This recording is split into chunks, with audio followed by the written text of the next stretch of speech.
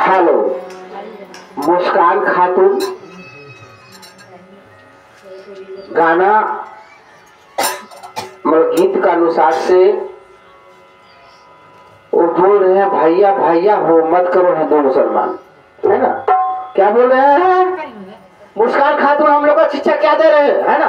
सभी को दे रहे हैं कि भैया भैया हो मत करो हिंदू मुसलमान, है ना? सब भाव से आगे हो जाओ। सुमरन करे के लिए सिखा रहे कुछ बोलो ना, मगर टूरिज्म समझ नहीं रहे लोग, है ना? हिंदू मुसलमान मत करिए, सब मिलजुल के रहना है। और एक बार तो थोड़ा जोर से बोलो, प्यार सत्कार से कहना जी, धन निरंकार जी, साथ संगत जी, सेवादार जो निरंकारी मिशन का है ना, सेवा दल, एक गाना से आप लोग का बीच गुरु जी झूमर। हाँ 1 मिनट जरा से हमको मोदी जी वाला गाना गाने दीजिए।